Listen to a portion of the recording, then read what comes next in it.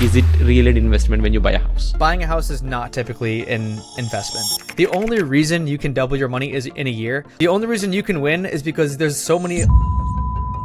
For me, for the first 4 months, I was making close to nothing. In the US, I think the best bet is getting hooked up with a local. How can people start with rental properties? Like with anything, if you have good and you're a good operator, then it's not going to be difficult. The reason for me why I was so interested in real estate was your investing approach. My investing approach is simple. Building your is one of the most important things. So do this early and do this often. So, do you think in the stock market is gambling? The reason why I like so much is to solve this gambling problem. Why are you passionate about fitness and health? I mean, health is wealth, man. This compound interest thing is magical. I mean, I'm almost getting goosebumps just listening to that example. Where can they start and how long does it take to actually open an account and start investing? I mean, I think you could get started in.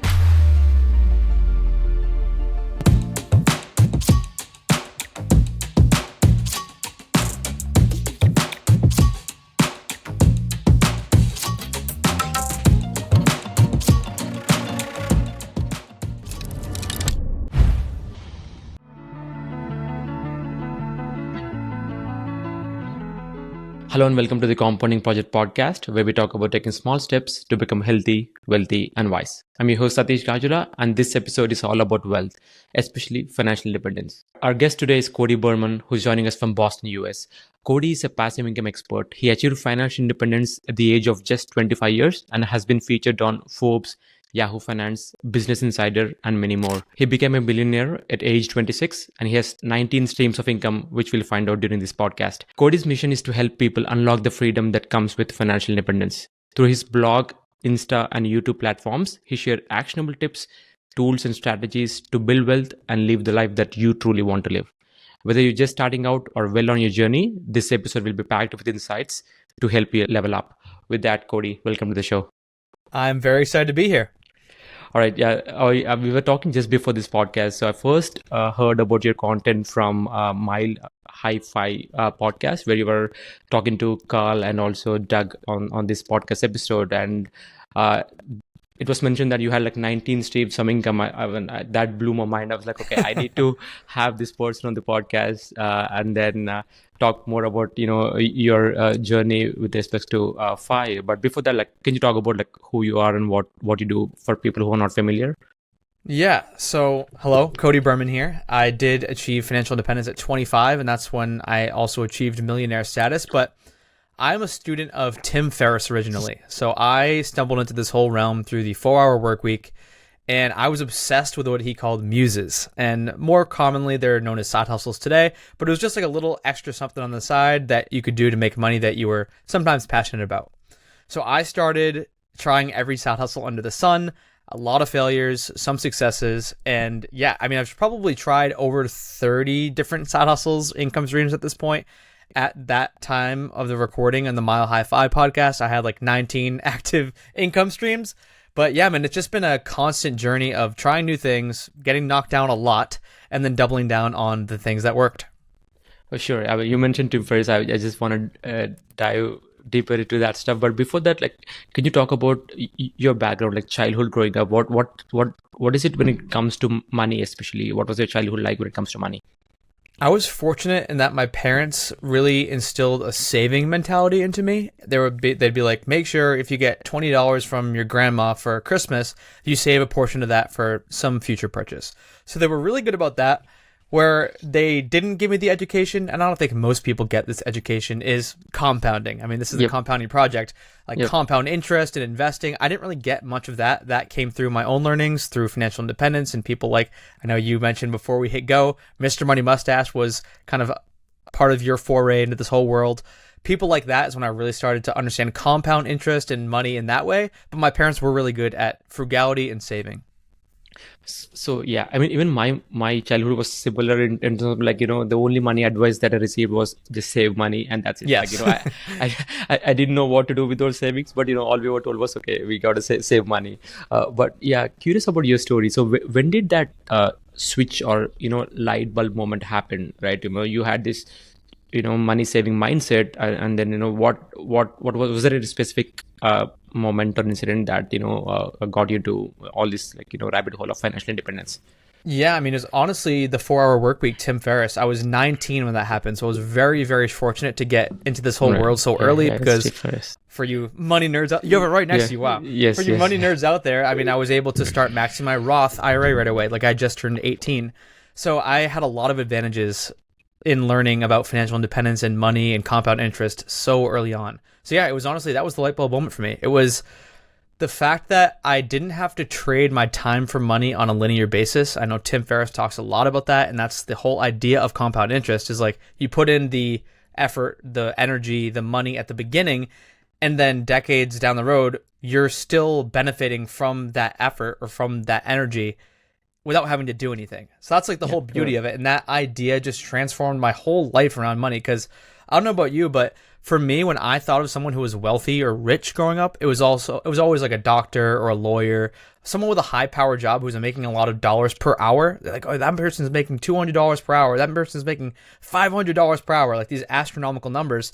But the richest people in the world are not trading their time for money at all. Yeah. They are getting richer regardless of whether or not they work. So that idea just blew my mind.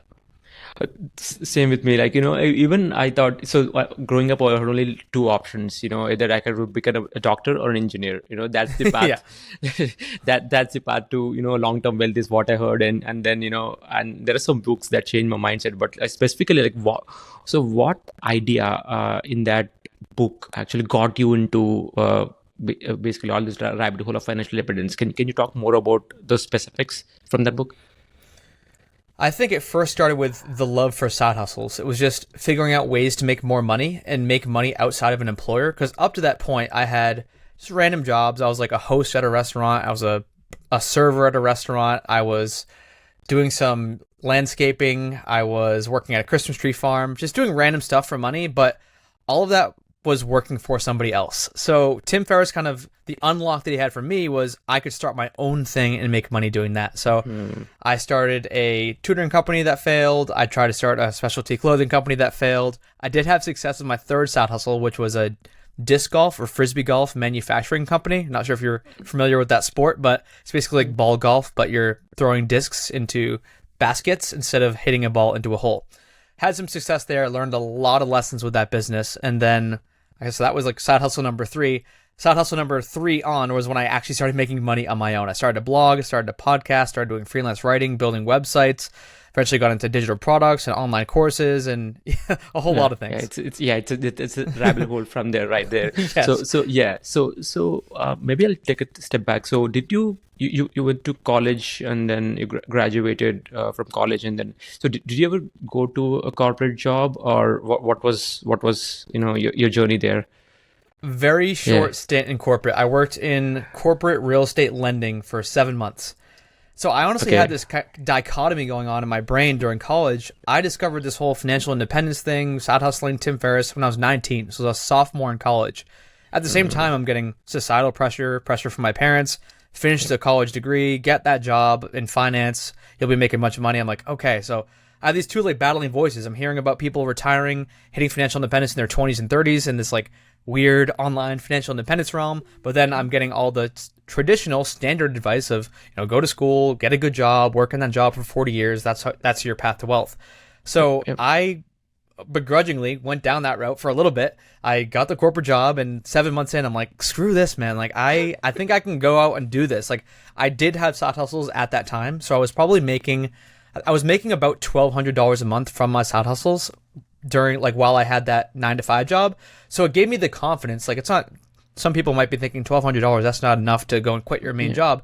It wasn't that. It was that I now had the confidence to be able to make money on my own, to go out on my own and make money without an employer. So yeah, it was just kind of these battling. There's the angel and the devil on my shoulder. They were like, I really wanted to go after this financial independence thing, but there was just so much societal pressure to get the corporate job. So very long-winded way of answering your question. Yes, I did have a corporate job for 7 months. 7 months seems to be like, a blink of an eye, especially for people who work for 40 years, in the corporate world. But so I want to get into specifics when it comes to you were in corporate job, and then so when and why did you quit? Right? What gave you that confidence? You said you were making like $1,200 from your side hustle, right? But of course, like living in America, that might not be sufficient. Like because I've seen people who actually are working in traditional jobs and who have some money saved up, but they have some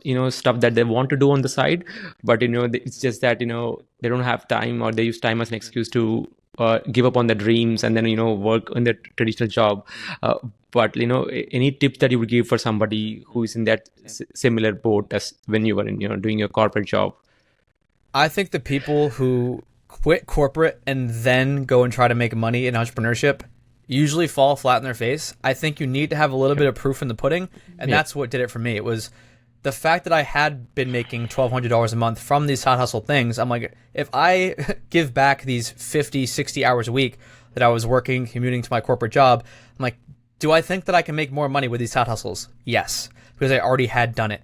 But if you haven't done it, I think that's where people can make mistakes. If you haven't made a single dollar outside of your corporate job, please don't listen to a podcast like this and just up and quit, because then the rent's due and all of a sudden you don't have any money. But if you already have a little bit of proof in the pudding that you can make money outside of that corporate job, then once you do quit, then you can start doubling down on what worked and your income can multiply from there.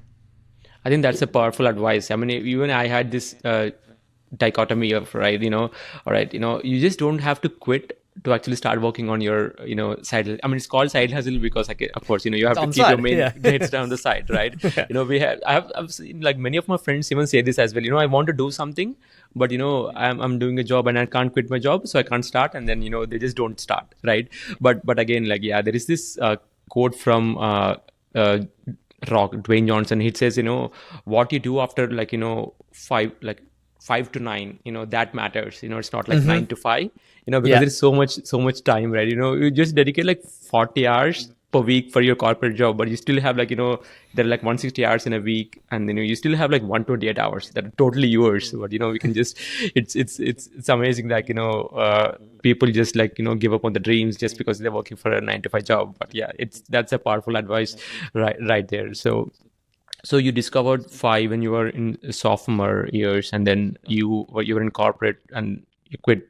So what are the immediate steps that you took after you quitting your job? I think an important thing to note before I talk about income was my expenses at the time, because I think frugality played a tremendous piece in this whole equation. So just to give people some context, I was living in Boston at the time, which a lot of people might say that's a high cost of living city, but I was sharing a bedroom. I was literally, I could probably touch my buddy's hand while he was sleeping. Like, our beds were that close, but I was only paying $450 a month. So that was a huge cost savings. I was buying the cheapest groceries I could possibly buy while still being healthy. And I was driving the same paid off car that I had before. I was just paying for basically insurance and gas. And so my expenses were a bare minimum, bare bones. I was spending $1,000 to $1,200 a month. So even though the $1,200 in side hustle income doesn't sound like much, that's pretty much all I needed. Now, would I suggest someone the second that your side hustle income matches your expenses, you quit right away? Maybe not, but maybe. I probably would have felt more comfortable if my side hustle income was higher. But like I mentioned, I already had the proof that I could make the money. So I knew that if I could dedicate a bit more time toward my side hustles, I could probably far exceed the $1,200 I had in expenses. But to answer your question more directly, at the time, I was doing a lot of freelancing, and we can kind of talk about the big shift I had in 2019, because even though I've listened to Tim Ferriss and I had read all these people, I was still trading my time for money a lot, because quite honestly, at the beginning of anyone's side hustle journey, that is the easiest and fastest way that you're going to make money, is trading your time for money, giving service. So I was building people websites. I was managing websites for people. I was doing copywriting. I was managing affiliate programs. I was editing podcasts. I was doing all these random things that required me to trade my time for money. Now I could do them on my own time, which was great. So that's why it was so flexible. While I was able to do these things while I had a corporate job, I was able to like edit someone's podcast while I was on the train ride. I was able to build a website, after work. So I could do all these things in conjunction with my corporate job. But again, I was trading all of my time for money. The two kind of passive-ish things I had that weren't bringing in as much money at the time, I did have a blog and I did have a podcast. So I was making some affiliate revenue, some sponsorship revenue from old things. but it wasn't life-changing amounts of money. Now, some people could argue that's not completely passive income, which I agree it's not, but it was semi-passive. It would be a blog post I wrote 6 months ago is bringing in income, or a podcast episode I recorded 2 months ago is bringing in income. Digital products is what changed it all, and that shift happened in mid-2019.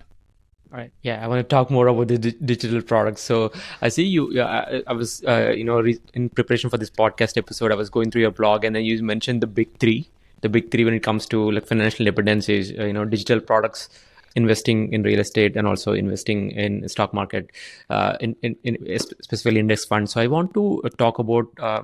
We can dive deeper into. Maybe I'll start with the investing in stock market part, because I think like most of our audience are like regular 9 to 5ers who are actually have some of their money invested, but they don't know where their money is going on and stuff.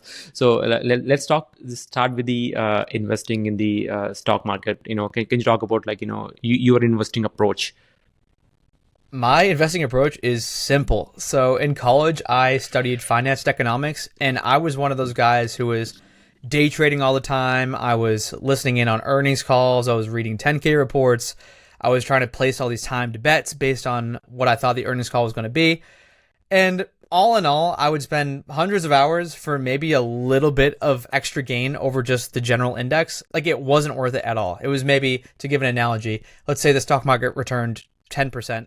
I maybe made 11%, but I also spent 500 hours doing research. So it's is it really worth it in the end? Probably not. I could have just made more money with the side hustle and threw my money in an index fund. So now I am indexed through and through. I have of my money in the stock market, 95+% of it is just in plain old index funds.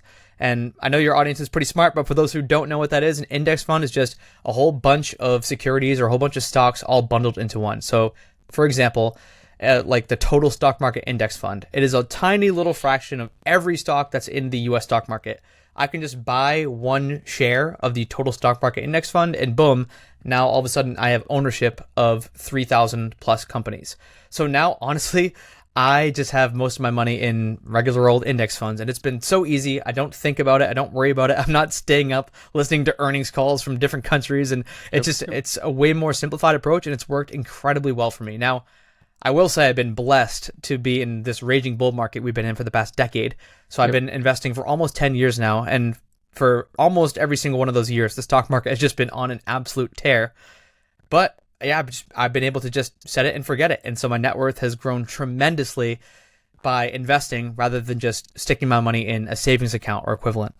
Yep, I'm a big believer in index funds as well. So the major challenge, or at least the biggest question that I get from my friends and also people that I've grown up with, is basically like they consider like stock market as gambling, right?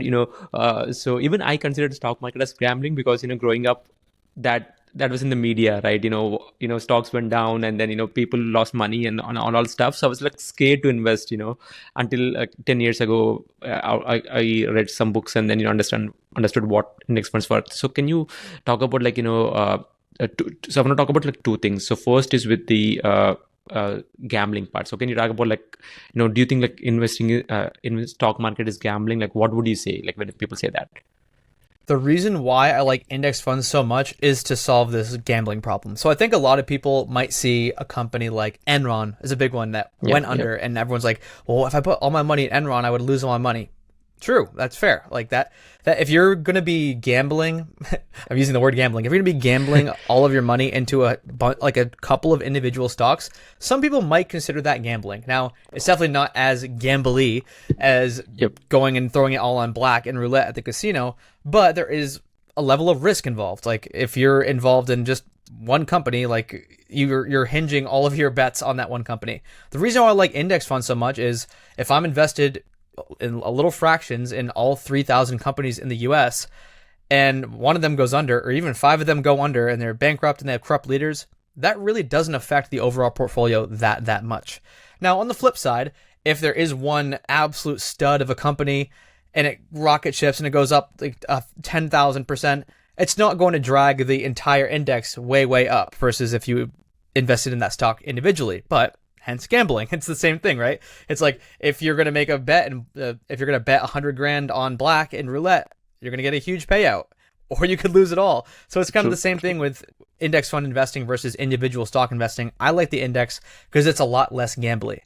And the reason why a lot of people in this space and a lot of people in finance are like, well, over time, the stock market always goes up.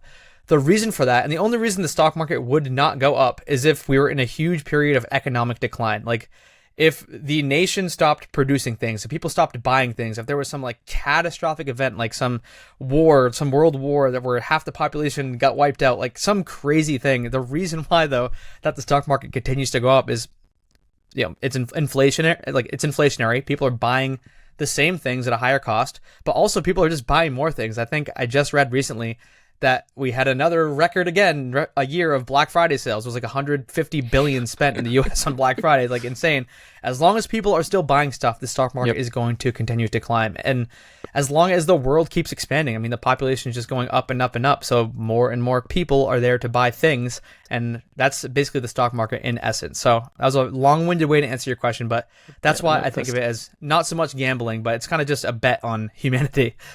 Yep, sure. Yeah, I think that that actually gave me the confidence to invest in the stock market. Basically, like Warren Buffett, says this a lot, right? He placed all his bets on the American economy. Like he said that the future generations will live a better life than us, right? So which means like the economy is growing. So if you want to be part of that economy, like just buy an index fund, and then you don't have to worry about it, right? So the second challenge. So first one is with the gambling, which we kind of answer that question. The second question, or the biggest challenge that I get from my friends is, all right, I mean, stock market on an average gives like 10% returns, right? But I can double my money in 1 year, or I can double my money in 2 years. Why do you have to invest in index funds when I can buy individual stocks and then double my money in 1 year? So what would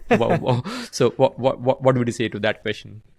I'm just not a gambling man, and I would much rather go with the tried and true wealth building method, like waiting and just waiting your time, waiting your turn for your money to compound, rather than just praying and hoping that you get super lucky. Because the only reason you can double your money is in a year. Let's say you bought some hot crypto coin, or you bought some hot up and coming individual stock.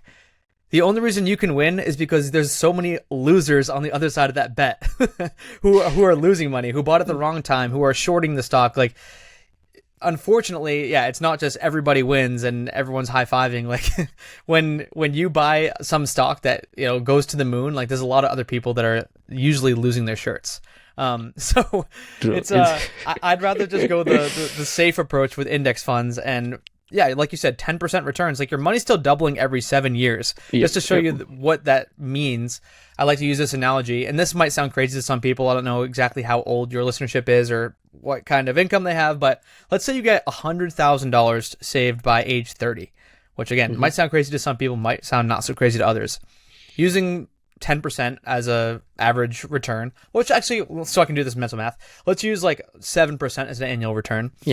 There's this thing called the rule of 72. You divide your expected rate of return from 72, and that's about how many years it will take to compound. So 72 divided by 7%, let's say every 10 years. Again, this is just so I can save my brain live on a podcast with you and don't embarrass myself. Let's say you have 100,000 at 30. By 40, you'll have 200,000. By 50, you'll have 400,000. By 60, you'll have 800,000. And by 70, you'll have 1.6 million. That's without ever investing again. That's without touching that money. That's just letting it ride from age 30 till age 70 in some account invested in the total stock market. So like this compound interest thing is magical. Even if you can't double your money in 1 year, doubling your money every 10 years is still pretty freaking good. Yep. I mean, I'm almost getting goosebumps just listening to that example because, compounding, like people so underestimate the power of compounding because, the initial returns are slow, right?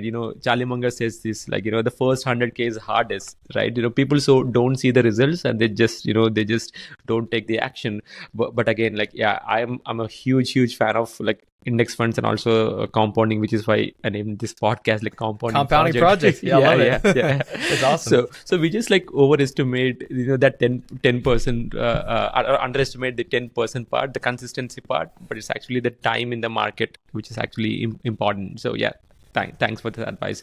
So before we move into the rental properties, just one thing. So let's say, like, if people want to start with index fund, so like, where can they start, and how long does it take to actually open an account and start investing? I mean, I think you could get started in the next 1 to 2 days. I think the only thing that would take any time would be verifying your bank account so you can fund your investment account. The three main ones I recommend, I mean, you can use any of these. I personally use Vanguard, but Fidelity and Schwab are both great as well. Those are usually the big three that I recommend. They have long track records. They have a lot of like really cheap index funds. And when I say cheap, it doesn't cost money to go and buy an index fund, but pretty much any index fund out there will have like a very, very small management fee. And so it's like 0.03%, for example, for Vanguard's total stock market index. Like it's very, very small. But there are some other firms out there that have higher management fees, and you don't want to be tangling with those firms. So Vanguard, Fidelity, Schwab, all great options. And you can get an account set up pretty much immediately. And then the only lag time at all will be getting your bank account verified so you can then send funds to your investment account. Wow, yeah, that's actionable advice right there. I mean, my personal favorite is VTSX. I'm a huge fan. There you go. VTSX. So if people want to like check it out, they can do that. So, I want to talk more about digital products. I mean, which is like your we could talk about whatever you want. yeah. I want to like just talk for some time about the real estate, the rental properties.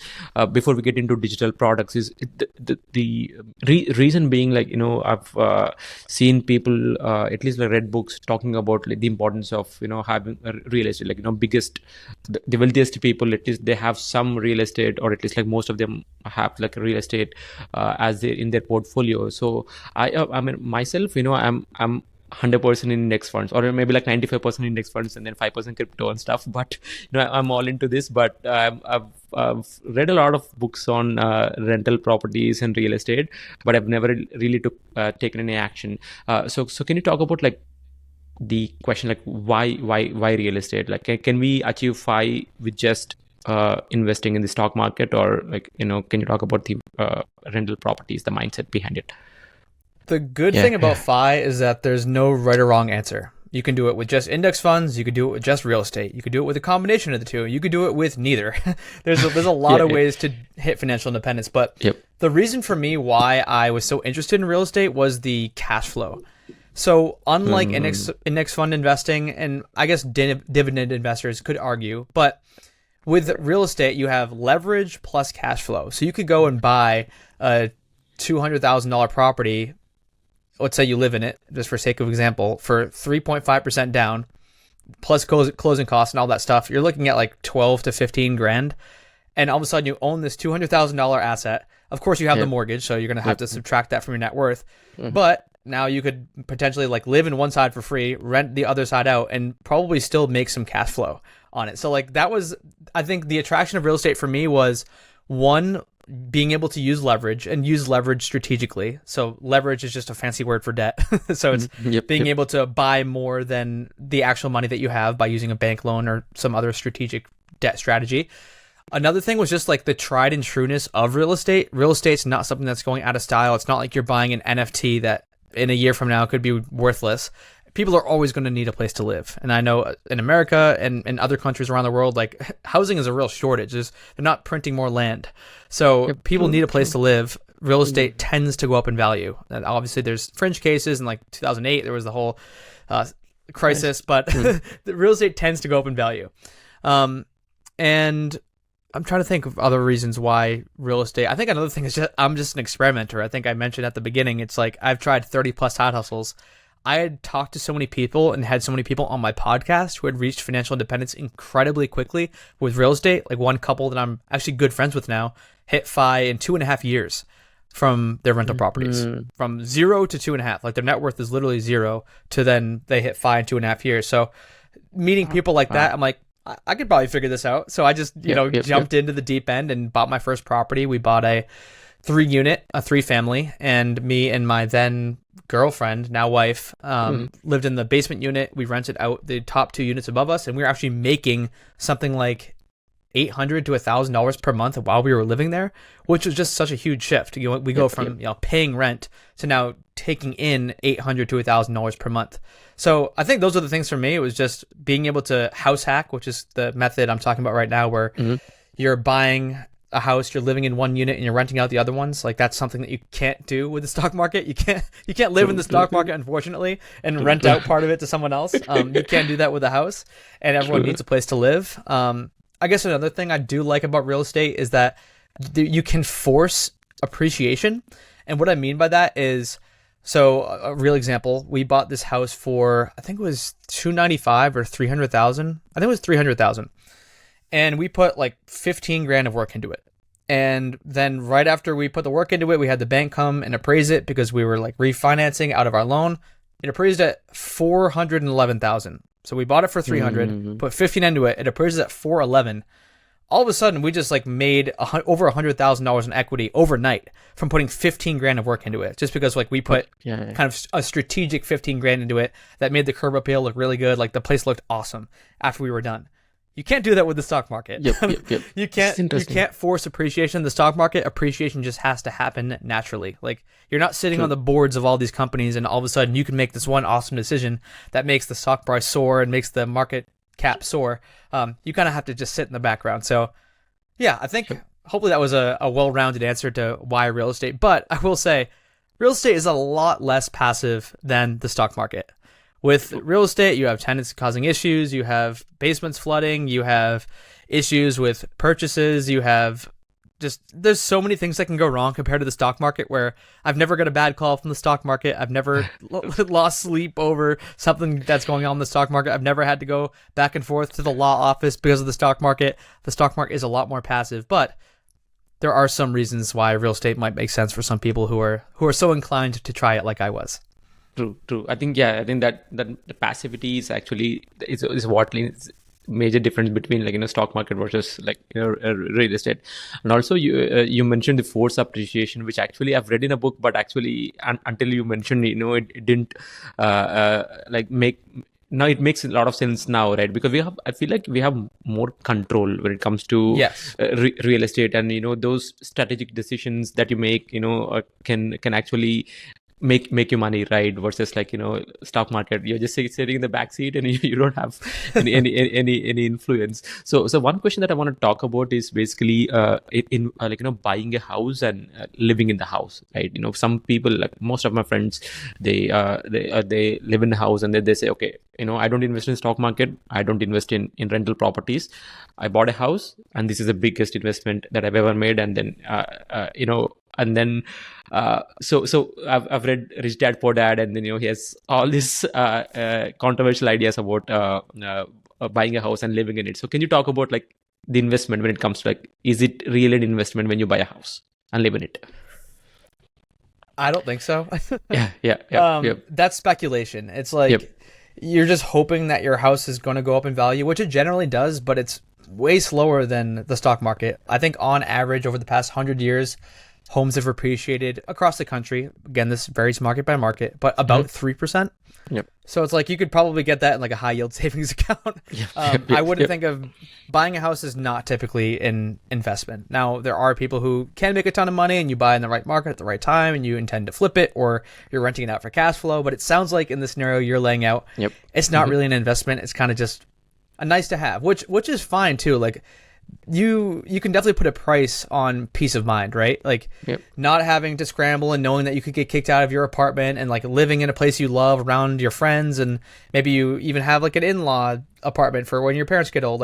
There's a lot of value in that, and you can't really put a financial independence monetary spin to that, but there's just a lot of value in peace of mind and having your place, if you know what I mean. So I don't want to tell people that oh, don't buy a house, it's a bad investment, because a lot of people just I want a house, it makes me feel good and safe and secure.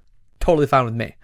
True. I mean, I was, I read Rich Dad Poor Dad 10 years ago, and I was in that mindset in that, buying a house and staying in it is not an investment. So it's been 10 years since I've been telling my friends not to buy a house, but actually what happened was a couple months ago, I bought a house and then I'm living in it. And I still tell my friends that it may not be the right financial decision, but for me it's a big emotional decision. Like, I have, a Definitely. kid. Yeah, he's Yeah. just like, almost 2 years old. And then I want him to, like, have the space to enjoy, like, have make some memories here. But again, that was, I still tell my friends, because they've been calling me, hey, you said, don't buy a house. And but that's the thought process behind it. I'm still, like, majority of my funds are invested in the stock market, but this is an emotional decision, but not a good financial decision. So in terms of, like, rental properties, so how did you even start with rental properties? Because we see it on the news, and also, like, people say they don't invest in the rental properties because they don't want to get a call at midnight asking about, like, fixing their toilets, right? So that's the Yeah. that's the, and there are the other things, like, I don't want to be a landlord. I don't want to deal with bad tenants. So let's talk about, like, how can people start with rental properties?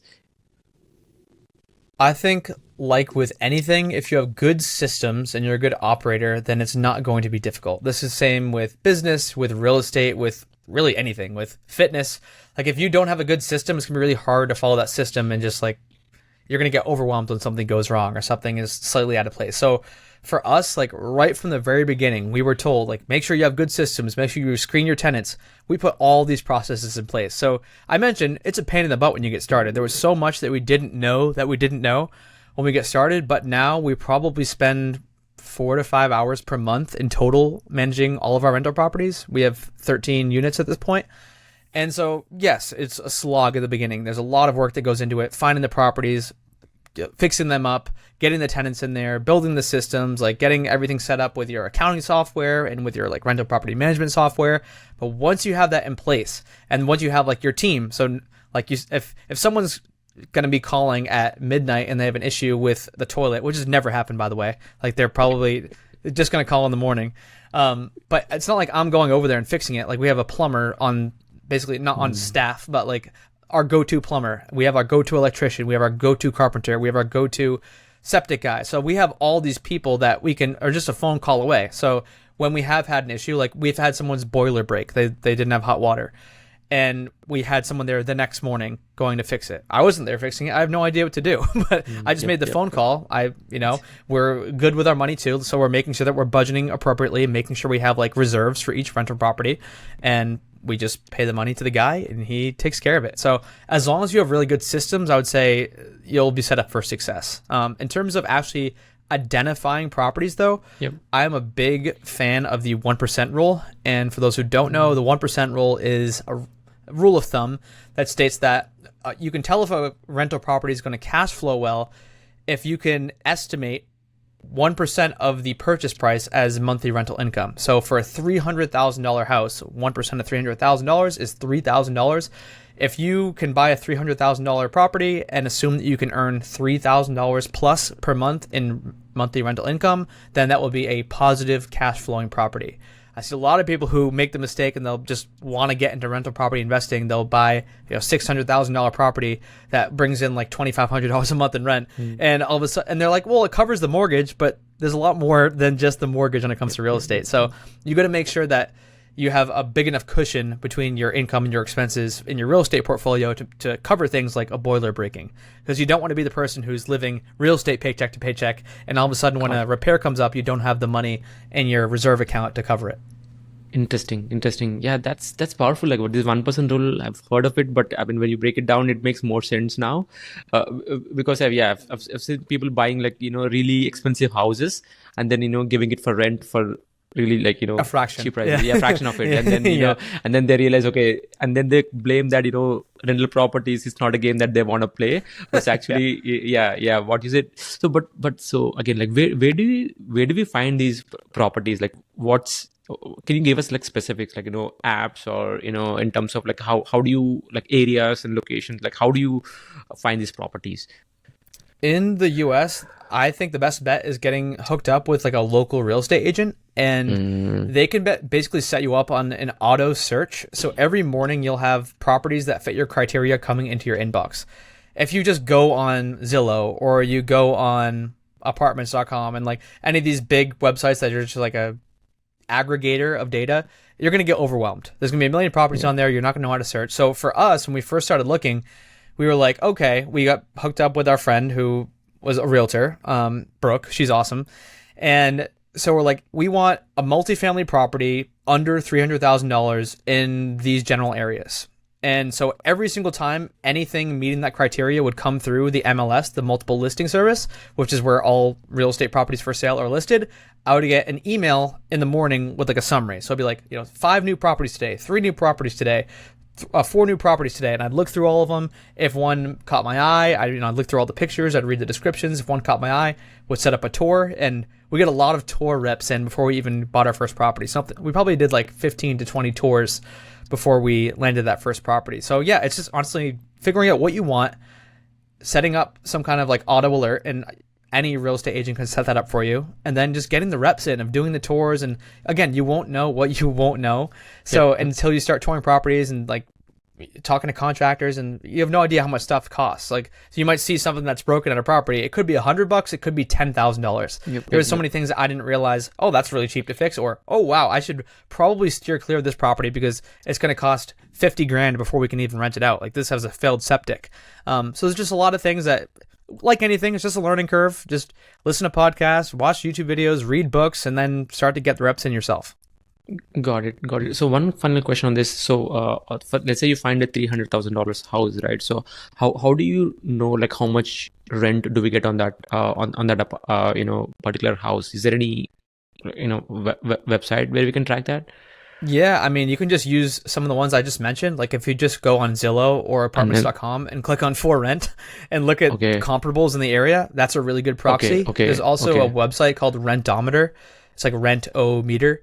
That one will also, if you plug in a zip code and you plug in some of the stats about the house, that will kind of spit out a number. Now, obviously, don't take that as the final rent number, but using all these tools together will give you a really good idea. Like if Zillow is saying, if you see a bunch on Zillow for $1,700 per unit, and then apartments is like some for $1,800, and then Rentometer is like $1,600, you have an idea. It's like between $1,600 and $1,800. Got it. You know it's not going to be $3,000. You know it's not going to be $1,000. So at least you have like a pretty good ballpark.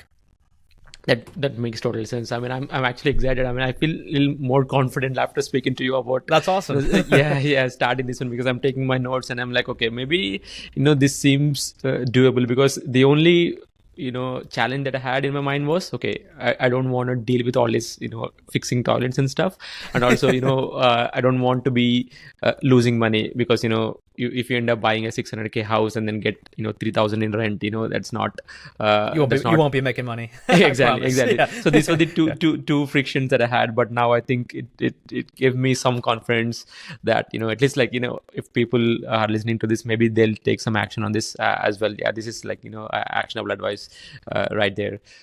So anything on rental properties that you want to touch, or before we move into like digital products, and or maybe I know you mentioned about team, so can you talk about like the team, the power of team and systems and stuff? That was exactly where I was going to go before we jump off of real estate here. So I think building your network, building your team is one of the most important things. So do this early and do this often. So even if you're not going to buy a rental property next week, like just get familiar. There's no harm in getting familiar, becoming friends with some real estate agents or some lenders and saying, hey, I'm thinking about buying a property in the future.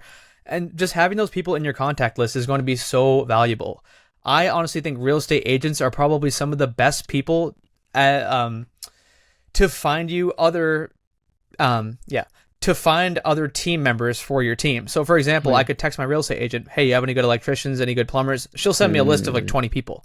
And then you can sift through all those people rather than you just like searching on Google, trying to hit up the company with 5-star reviews, but that company's probably so busy that you're not even gonna get a call back. So getting the kind of the side guy or the side gal who does really good work, but maybe they're not as good at like SEO and marketing, that those connections are invaluable. So leaning on those initial connections, I think you should first start with like a real estate agent and a lender, so someone who works at a bank, and then start to branch out from there. But again, there's no harm. Even if you don't plan on buying a rental property for 2 years from now, just getting set up on auto emails. You can, if you're annoyed by the emails coming to your inbox, just like filter them in Gmail to some random folder, and just having that connection will go a long way, I promise you. Yeah, I'm loving this. This is like, the 4-hour work week in action. I can already see that. So yeah, I want to switch gears and talk about digital products. So I mean, you're known for digital products, and you are a passive income expert. So can you talk about like digital product? Like what is the importance of them, and how can people like start with them? So Yeah. digital products was the first time where I felt like I really experienced true passive income.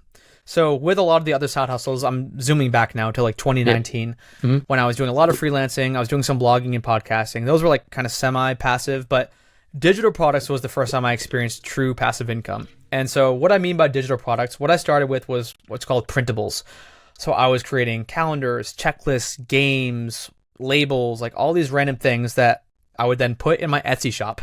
And that's a whole nother story how I got started on that. But my now business partner, Julie, convinced me to start selling on Etsy. I was like, I don't even know what Etsy is, whatever, I'll give it a try. Ended up just creating a bunch of stuff on Etsy. But like I was saying, the first time I experienced true passive income, I remember just like waking up to sales on my phone. So this is a product that I created months ago, listed in my Etsy shop. Someone bought it, and like I'd wake up with, $10 in my Etsy account. Like, this is pretty cool. Like this is actually the true passive income, like the make money while you sleep stuff that you see on Instagram. Obviously it was very slow starting out. Again, it was like $5-10 here and there. I didn't really go like dive headfirst into digital products until probably 4 or 5 months after I started. So I had created all of these products in before Valentine's Day. So Valentine's Day is like a huge holiday it's America. It's a very consumeristic society. So on platforms like Etsy, Valentine's Day is huge. Christmas is huge. Easter's huge.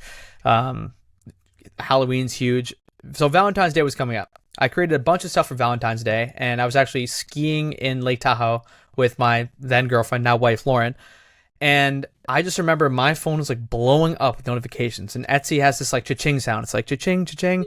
We're on the ski lift, and someone's like, "What is that?" And actually, you'll probably know who it was. I was on the ski lift with Nick Loper from Side Hustle Nation. I don't know if you listen to his podcast. I've heard Side Hustle Nation. So yes, I was with a bunch yes. of FinCon people, Yep. He was like, "Oh, like what's that?" So we get back into the lodge, and I had made like $100 that day from a couple of my Valentine's Day printables. And by the end of the week, I'd made over $700 from these Valentine's Day printables that I put in my shop. And again, these were digital products that I created like on Canva, and just listed in my Etsy shop, and I'd made them months prior, and now they'd made me over $700 in 1 week. So after that vacation was over, and again, I was on vacation. I wasn't really working that week. After that vacation was over, I'm like, okay, I am going to be doubling down hard on this thing. Like this is so much better than building websites for people. This is so much better than getting $50 to write a blog post. Like I just made $700 in 1 week from these. Literally, like I made Valentine's Day cards. I made some of these like things where a couple, let's say you want to buy something for like your girlfriend, your wife. You could just like drag and drop their face into this heart and like customize the text on it, and then you print it out in your home printer and give it to them for Valentine's Day. Or like I had these like love coupons where you could write different stuff like breakfast in bed, movie night. Like I had all these different like just cute, weird Valentine's Day ideas, and a couple of them just went crazy. And I created them for free on the program Canva, and it ended up resulting in over $700 in profit that week. God, I mean that's so amazing. I mean, I've heard of Etsy, but I've actually never used it. So I haven't either. yeah. So it's so you mentioned like calendars and other like cards, right? And for me, I would just like go to Amazon and get them, right? Even there are like customizable cards or calendars and you can get from Amazon. So but like for somebody like who wants to get into like this Etsy and then selling customizable products, like why, like what's the reason? Is it like market for it? And also like why can't like people go to Amazon and buy it, right? Why Etsy? And then why is there realistically how much can we expect when we sell on Etsy? So you can sell on Amazon as well. The reason why I like Etsy, and the reason why the Etsy community is so strong, is that Etsy's whole thing is that they're like handmade. They're handmade sellers. It's made from mom and pop. It's made from regular people like you and me, not from some huge corporation over in China that just like ships everything over on a boat and sells it for $1. Like it's made from someone who's not a corporation. So that's the whole like Etsy appeal, and the reason why Etsy has like over 90 million buyers. the average like order size per buyer is just pretty high. Like it's a very sticky customer base.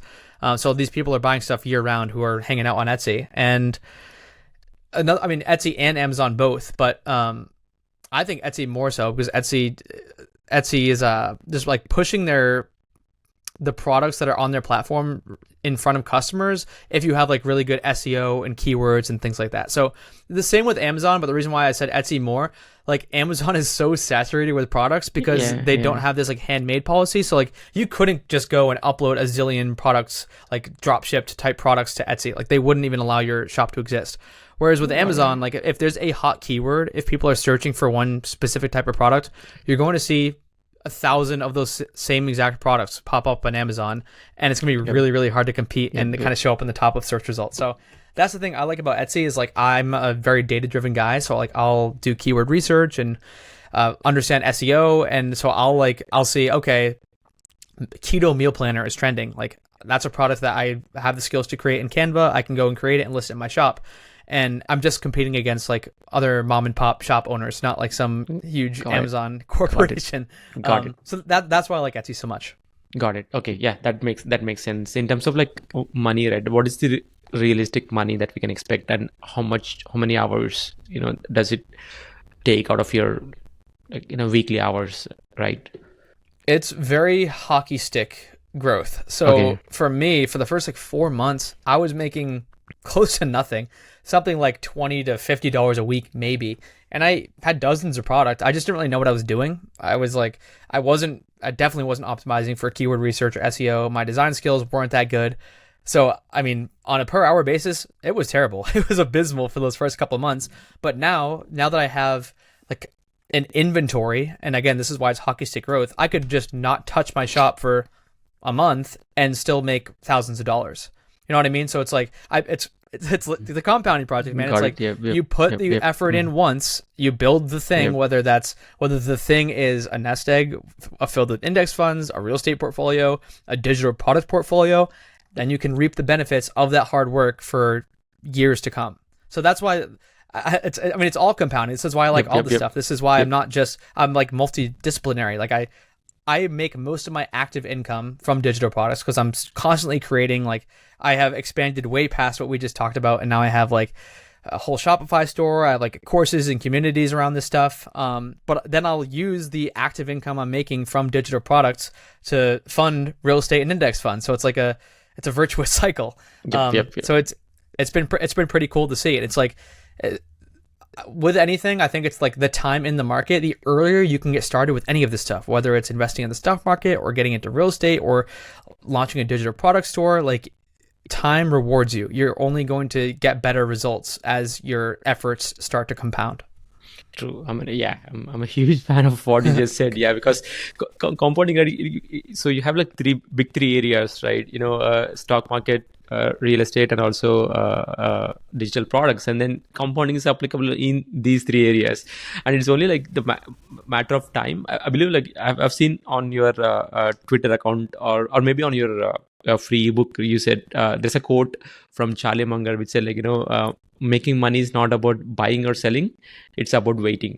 I mean that's so powerful, because patience and time and keys action. Like once you start it, it's only like I think compounding is like a bomb which is ready to explode, right? You just have to give it some time and it'll just explode. So I mean, I want to be mindful of your time. So before there's a last segment called Hotseat Questions. So before that, I want to actually talk about your fitness habits, because I've heard you talk on the My Life podcast about, like, health and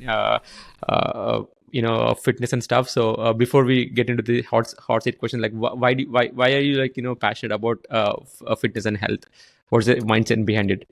Yeah, I mean, health is wealth, man. If I were unhealthy and I had $100 million, I would probably trade all of that just to be healthy again. You know what I mean? It's like people on their deathbeds just want to be healthy. It doesn't really matter how much money you have. So I'm a huge proponent. Like, I'm very strict and very cognizant about like what I'm eating and my diet, and I work out probably 6-7 days a week. I actually just did the Philadelphia Marathon. I'm actually wearing my Boston Marathon shirt right now. Wow. Yeah, man, I'm just like I'm dialed in. I'm making sure that I'm putting the right fuels in my body to succeed. So that's been like really important to me and my wife, and honestly, it's probably helped me in entrepreneurship too. I'm less sluggish. I have more energy. I'm more competitive because I'm taking care of my body and just making sure that I'm, giving it the nutrients it needs and working out, making sure that I'm burning calories, getting my steps in, all that stuff. So yeah, health is wealth. So that's a really, really important part of my journey. You definitely don't want to lose sight of that on your path to financial independence, as I know